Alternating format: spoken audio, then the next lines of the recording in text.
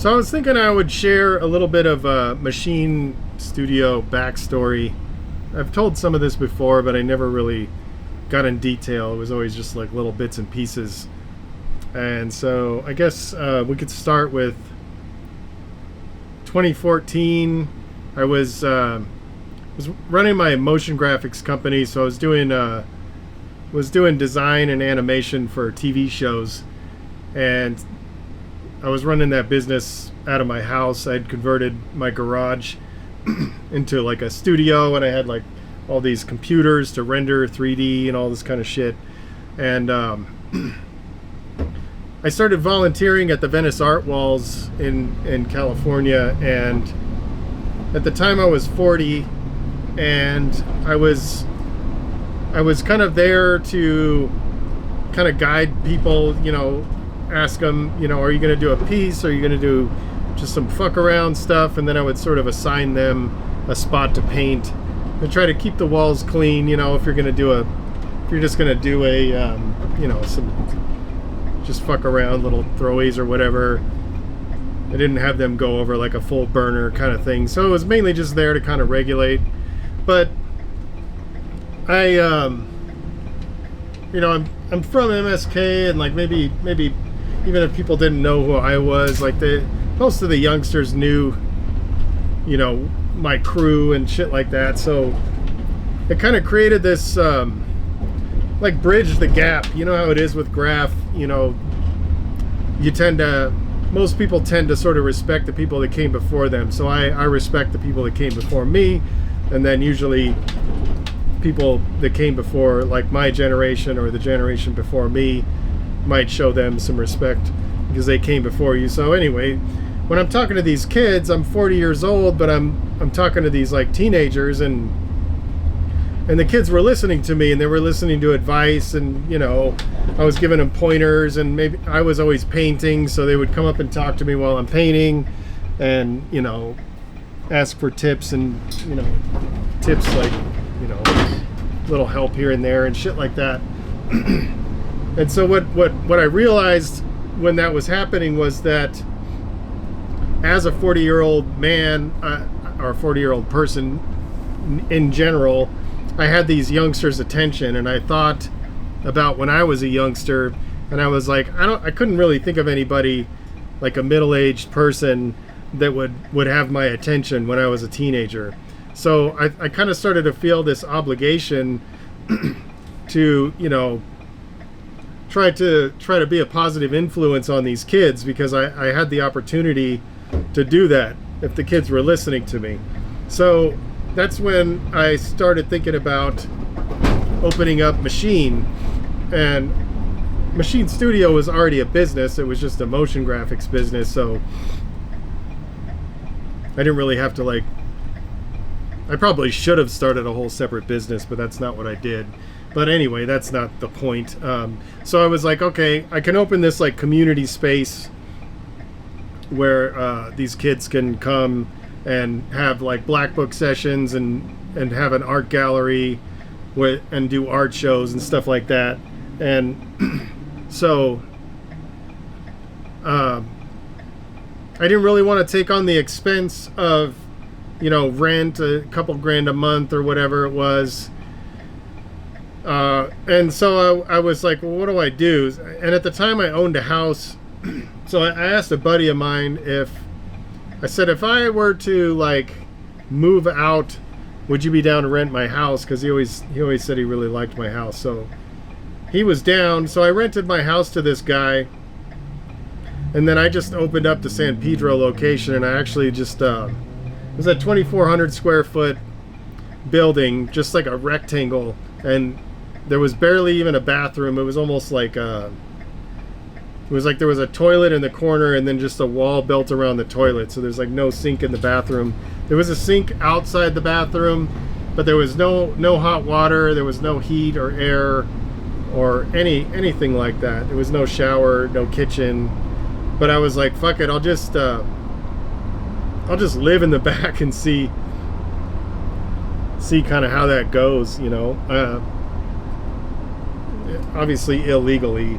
And so I ended up doing that, and I just I sectioned the place off, so it was half of it was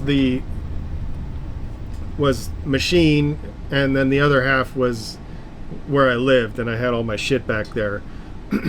And so I did that. I showered at the YMCA. I cooked on a hot plate or got takeout, you know. It was just a weird existence. But it was I don't know. I remember at the time I felt like I was too comfortable, you know. Like I felt like I needed to be uncomfortable. It was like I had a small house, but it was a nice it was a nice house. I was driving a Cadillac, this nice car, and you know, fucking life was just really comfortable. Like I had a pool, and I don't know how to explain it. I wasn't like rich or anything, but I was doing well, you know. I was making good money, and I had everything I needed, but it was boring, you know. And so I was like, I'm just gonna do something ridiculous and just totally just live like a weirdo. And so I did that. I moved in the back, and so Machine didn't have anything to sell. So if you look on our Instagram, Machine Studio, not too long ago, so at the time of this recording, maybe like a week back from the time of the release of this, you'll see a post that shows a picture of the first shop, and there's literally no products for sale. It was just a black book table and some art on the walls, and some people gathered around the black book table, you know, just drawing and just chilling. And so the kids were coming in every day. They would get out of school, and there was a school right down the street, so they would like walk by the shop on their way home, and then some kids went to another school. And it became a gathering spot for young writers. And then we started doing art shows every month, so it started becoming a gathering spot for all writers. There was people coming in from LA, and so that's 2015. And then our only product was in production. We had that product called Street Paint. I don't know if anybody remembers it, but it was at the time it was the only American-made spray paint that was made for graffiti writers. And it took me about a year just to make that happen. And then so shortly after we opened in San Pedro, we got our first paint shipment. So we started selling that, and started selling like markers and things like that, just little stuff to try to bring in some money, and then also trying to build up this new paint brand. And so all the while I'm just like living in the back, just trying to figure out how to exist in this kind of weird lifestyle. And it was kind of this all-in mentality, like I'm just gonna go all in and do what I gotta do. And so then, you know, fast forward, we started printing stickers and we started doing all this stuff. But my motion graphics business, because my focus was in a couple different areas, the motion graphics business just started kind of going downhill, and there was some disruptions in the industry. All of my clients were doing TV shows for networks like Discovery Channel and History Channel and stuff like that. And so around this time is when streaming services started getting really popular, so people were canceling their cable and going over to things like Hulu and Netflix, and even just watching things on YouTube instead of paying for cable. So the cable networks started struggling a lot. So then my business started tanking, and Machine wasn't making shit. Like it wasn't even making enough to support itself. So eventually things got like really, really tough, and I was like behind on my mortgage, and everything was just really sketchy. And then at one point I called the guy that was renting my house, and I was like, hey man, I might have to sell the house. And he's really pissed off, because like they hadn't even lived there for a year, and everything started going really bad. Like the industry disruption happened so fast. It was like, it was crazy. Like, there was just no work. I could have pivoted and tried to find companies that had, you know, and maybe not though, because I don't know. I don't remember how that all worked out. Like, I don't know if when the streaming services came on, if they had a whole lot of original content, because I think this would have been before Netflix and Amazon and all them started making their own shit. So I didn't really know what to do, and I was also kind of sick of that industry anyway. So, but anyway, things got really tough. But then I told my buddy, I'm like, man, it sucks, because like if one big job comes in, then we're gonna be fine. And then one big job came in, and then everything was fine. But then after a while, my buddy was like, wanted to move. So anyway, I'm kind of getting off track. But my business was still, the motion graphics business was still really going downhill, but I was just barely making it. And my buddy wasn't really paying as much rent as the mortgage was. That was kind of a mistake of mine. And so when he said he was going to move, I'm like, all right, I'm going to sell the house. So I sold the house. I got lucky there because I bought the house during the housing crisis, because I happened to be doing really well while all that shit was happening. And so I got the house for way cheaper than the initial person paid for it. And then when I sold it, it was worth almost twice as much as what I paid for it. So I got this huge influx of cash. So I started investing that into Machine, and that's where Machine really started growing. So that happened like 2018, I sold the house. 2019, I started taking the Machine that maybe you're familiar with seriously, and that's when that business started really growing. And so I probably wouldn't have been able to grow as much and as fast if I didn't sell that house and get that sort of influx of cash. And so around this time, what is it, 2019, we had moved over to this other location, and I was still living in the back. I lived in the back of the studio from 2015 to whenever, I think till 2020, so a good 5 years.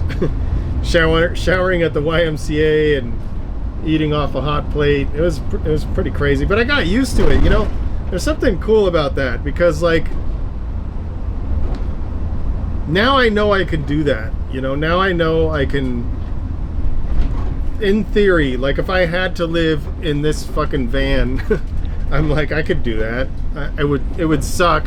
I wouldn't want to do that, but it wasn't that much different than what I had before, because I had no amenities. Even in the new spot, there was no hot water, there's no kitchen, there's no anything.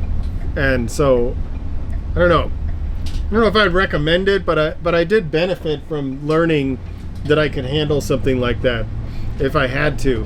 And then also living below my means, so the money that I got from selling the house, it didn't get just fucking swallowed up really quick, because I wasn't I didn't have all these extra bills and stuff.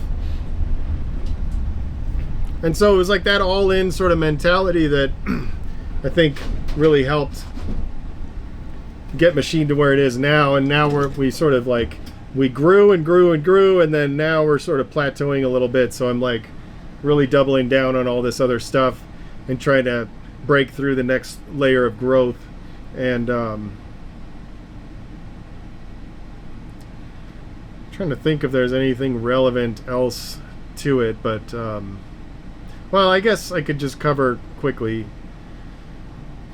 I'm trying to think of the timeline. So 2020, I moved out of the house.